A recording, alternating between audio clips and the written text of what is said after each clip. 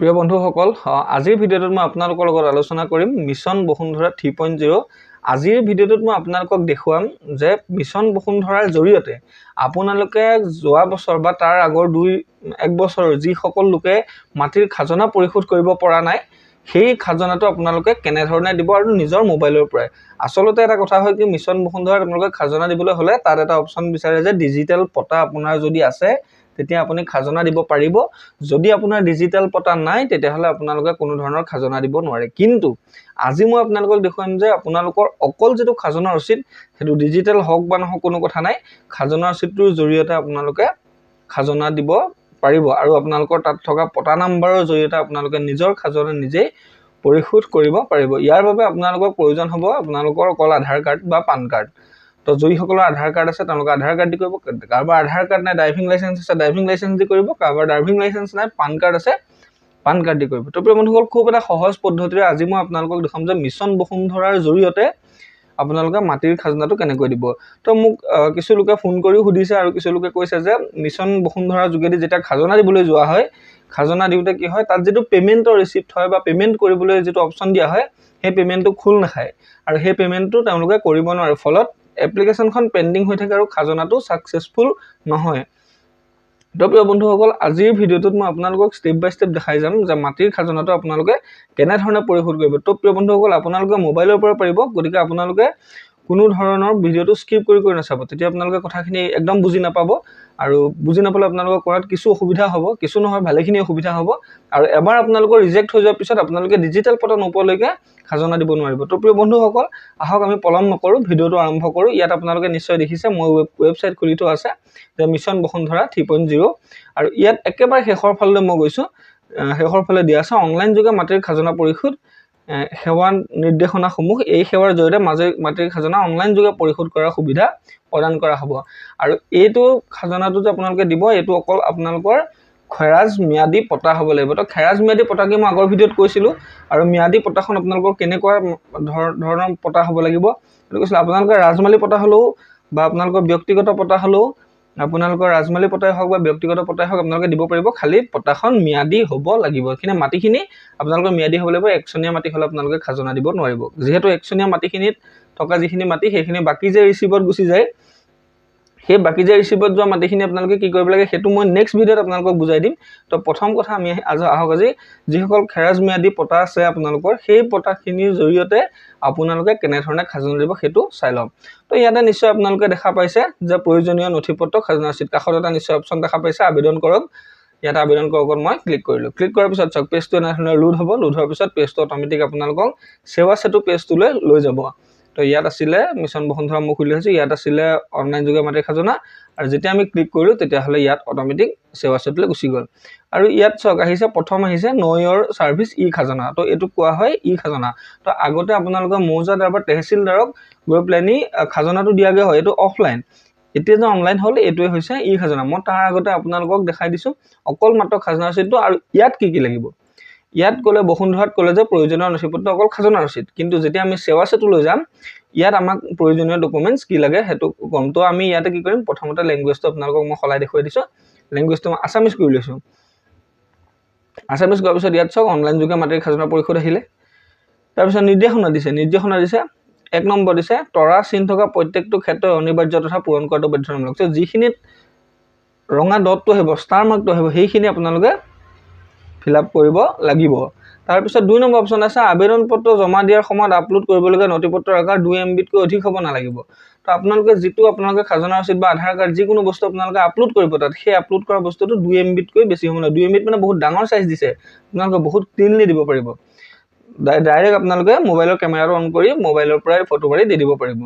আৰু লগতে চাওক PDF JPG আহি লোৱাটো বাঞ্ছনীয় আৰু আপোনালোকক তেনে সহজ আপোনালোকে PDFও কৰিব নালাগে, ডাইৰেক্ট মোবাইলত ফটোকপি মাৰিলে আৰু ডাইৰেক্ট দি দিব পৰা হ'ব। ইয়াত কৈছে অন্যান্য আৰ্হি গ্ৰহণ কৰা হ'ব। তো আপোনালোকে JPEG বা JPG দিব পাৰিব, তাৰ বাদে আপোনালোকে PNG বা আপোনালোকে বেলেগ ফাইল আপলোড কৰিব নোৱাৰিব। তাৰপিছত যোগ্যতাৰ মাপকাঠি, কোনজন যোগ্য প্ৰাৰ্থীয়ে খাজনা দিব পাৰিব সেইটো চাওক। প্ৰতিজন পটাদাৰৰ বা সহ পটাদাৰে নিৰ্ধাৰিত ভূমিৰ নিজ নিজ দাগৰ বিপৰীতে বছৰি ভূমিৰ ৰাজহৰ পৰিমাণ খাজনা দিব লাগিব। তো চাওক প্ৰথম দিছে পটাদাৰ, তাৰপিছত দিছে সহপটাদাৰ।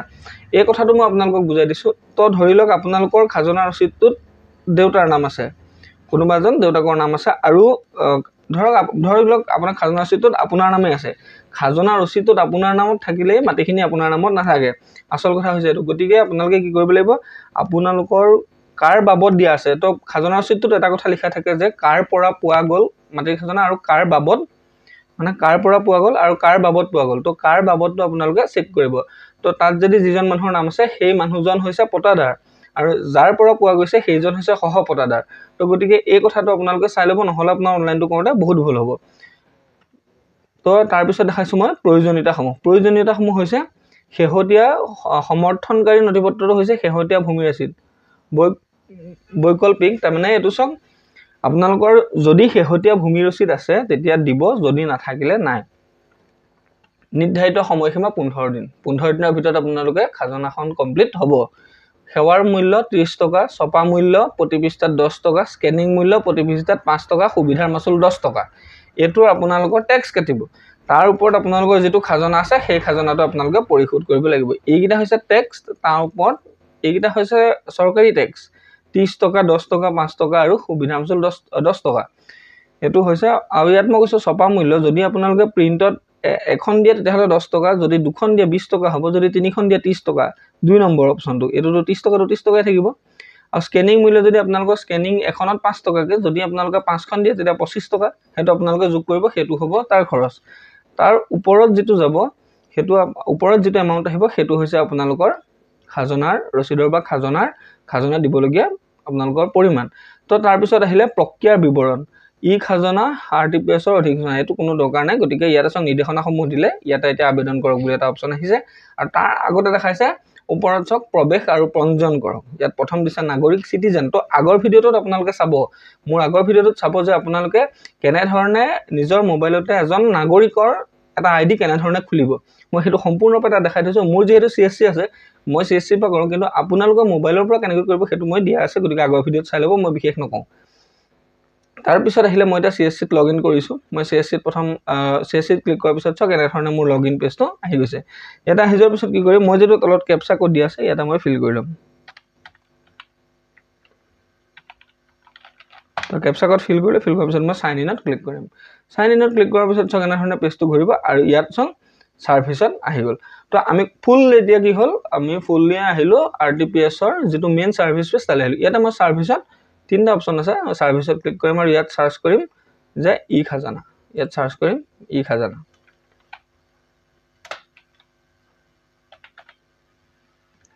এইটো এটা অপশ্যন দেখিছেনে, ই খাজানা। এইটো নিশ্চয় আপোনালোকে দেখিছে, মই দেখাই দিছোঁ। এইটো হৈছে ই খাজানা। তো ইয়াত মই চাৰ্চ কৰিলোঁ, ইয়াত ই খাজানা আহিলে 3 নম্বৰ অপশ্যনটো, ইয়াতে মই এপ্লাইত ক্লিক কৰিলোঁ। এপ্লাইত কৰাৰ পিছত চাওক আগৰ পেজটোলৈ আহিছোঁ। আগৰখিনিত আমাৰ প্ৰৱেশ আৰু পঞ্জীয়ন আছিলে, এতিয়া আমাৰ নিজৰ একাউণ্টটো আহি গৈছে। অহাৰ পিছত মই এইখিনি আগৰ ভিডিঅ'ত দিছিলোঁ, গতিকে আপোনালোকে এইটো চাই ল'ব। তাৰপিছত আহিলে ইয়াত আবেদন কৰকত মই ক্লিক কৰিলোঁ। আবেদন কৰকত ক্লিক কৰাৰ পিছত কি হ'ল, ইয়াত আপোনাৰ applicant name, applicant mobile, address line 2, address line 3, pincode ইত্যাদি দিবলৈ আহি গৈছে। তো ইয়াতে মই আপোনালোকক চিম্পুলকৈ দেখাইছোঁ। মই অলৰেডি পে'মেণ্ট কৰিলোঁ খাজনা, গতিকে মোৰতো নোলাব, কিন্তু মই আপোনালোকক এবাৰ দেখাই দিছোঁ।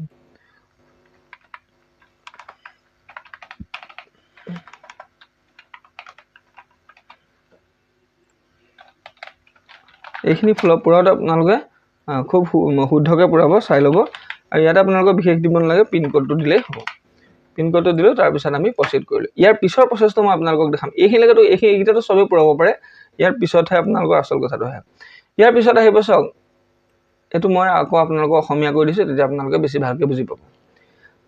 আধাৰ ধাৰকৰ সন্মতি। তো চাওক ইয়াতে চাওক প্ৰথমতে দিছে, এইখিনি আপোনালোকে নিজে পঢ়ি ল'ব, মই পঢ়ি নুশুনাওঁ। ইয়াত দিছে, মই ইয়াৰ দ্বাৰা ঘোষণা কৰোঁ যে মই সকলো চৰ্তাৱলী নিয়মাৱলী পঢ়িছোঁ আৰু নিজকে প্ৰমাণিত কৰাত মোৰ কোনো আপত্তি নাই।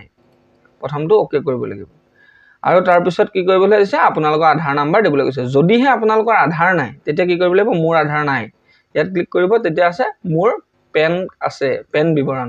তো আপোনালোকে তেতিয়া পান কাৰ্ড দিলেই হৈ যাব। পান কাৰ্ড ইণ্ডিভিজুৱেল, আপোনালোকৰ যিখিনি মানুহৰ পান কাৰ্ড হয় সেইখিনি ইণ্ডিভিজুৱেল হয়। ইণ্ডিভিজুৱেলত ক্লিক কৰিব। ক্লিক কৰি আপোনালোকে পান কাৰ্ড নাম্বাৰ দিব, ডেট অফ বাৰ্থ দিব, সত্যতা নিৰূপণ কৰিব পাৰিব। আৰু যদি আধাৰ আছে আধাৰ কৰিব পাৰিব। এইখিনিলৈকে হ'ল। ইয়াৰ পিছত আধাৰৰ পিছত তো আধাৰটো মই আপোনালোকক কৰি দেখাই দিছোঁ তেতিয়া আপোনালোকে কৰিবলৈ খুব সহজ পাব নহ'লে আপোনালোকে অলপ দিগদাৰ পাব পাৰে মই সেইকাৰণে দেখাই দিছোঁ